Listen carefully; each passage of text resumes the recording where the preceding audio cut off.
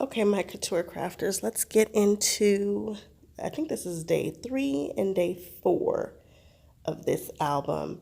Not doing anything particularly special. I really want to go in and just do something amazing. However, I just don't have the time.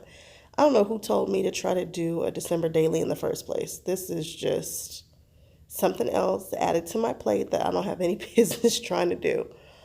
But here I am trying to make it through. So I'm cutting down this 12 by 12 sheet to a 9 to an 8.5 by 11.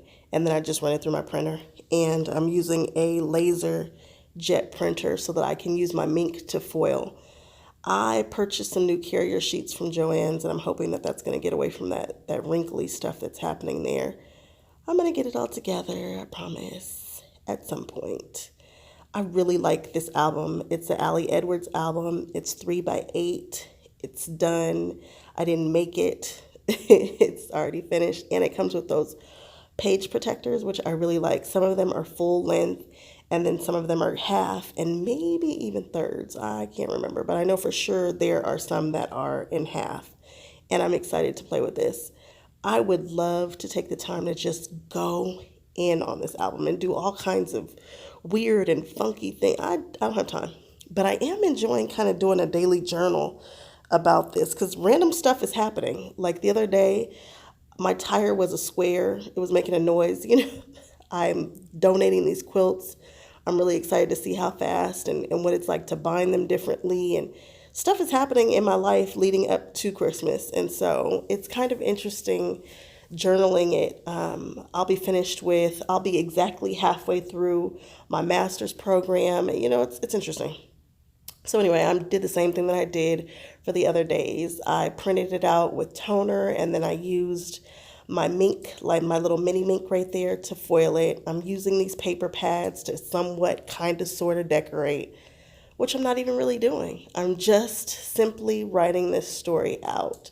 I have seen some amazing December dailies. There's one girl who I've just recently found, and I want to say her name is like Tajanina or something another. She is amazing. I'm sure I will probably do something based off of one of her designs coming up soon. I would love to do a collab. I don't even know what a collab looks like with somebody. She's just freaking awesome, and it's really cool to find people who are just inspiring. I don't get inspired by everybody. I don't buy all the things from everybody. I have a kind of style and things that I like, and so it's kind of hard to find people that I really like. And her, I really like. I feel like she's one of the best kept secrets on YouTube. She doesn't have a super huge following yet, but I guarantee you it's coming because she's kind of amazing. So now I didn't write a lot for day 4. I didn't have a lot to say. Not a lot happened. So I just did a little mini one, and it just so happened to fit perfectly in that little mini area, which makes me very, very happy.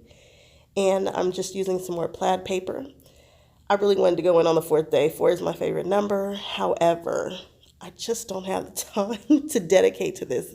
It takes me a while just to do this, and this is very, very simple.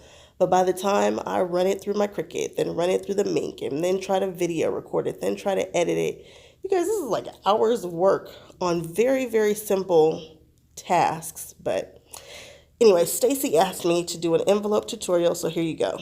I'm doing a 4 by 8 envelope, which means my paper needs to be a square of 9 3/4, and I'm gonna punch and score at 3.5. I'm using my 123 punch board. You need to leave it open to use it. I swung out the arm there, and we're gonna go at normal speed. I make envelopes all the time, and so I was surprised when she said she wasn't sure how to use it. So that means that I'm not doing a good job of explaining it. So let's try this one today. I'm taking my paper that I cut at 9 3/4 like it said, and I'm gonna slide it over to 3.5. You guys see that? Here it comes. 3.5. So there's markings on the left hand side, and there's also that envelope score groove that's going to be important in a second. So you see that 3.5, and then that first little notch is going to be important in a minute. So I'm sliding my paper over to 3.5. I'm punching first. Punch. Then I'm going to stick my score tool in the second notch and pull down. Now I've created a score, which is an indentation in the paper. It helps you to fold it, and you always want to fold toward the bump.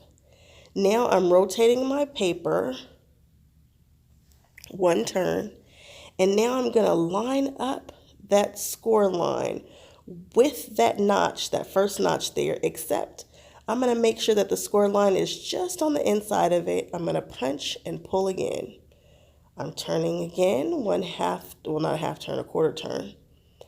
And I'm lining up that score line. I'm not looking at the measurements anymore. I'm working solely off the score lines, even though the second one that you do should be at 3.5 again, and then I'm pulling it. And then again, the trick to this is making sure that you don't necessarily put that notch directly on the line, but you want it to go just on the inside of that line. And you'll get a better envelope usually if your dimensions and stuff have been cut properly. I never get a perfect envelope. I don't care. This is hand done. It's not going to be perfect. I am not a machine, but it's good enough for my liking. And see, now we have 4 lines there. Now you just need to fold toward the bump. Bam, there you go. And I'm folding all the sides. I'm not using my bone folder.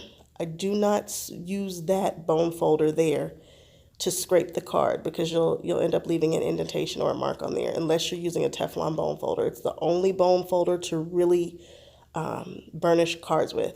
You see right there, the tip is hanging over just a little bit, so that needs to be cut off.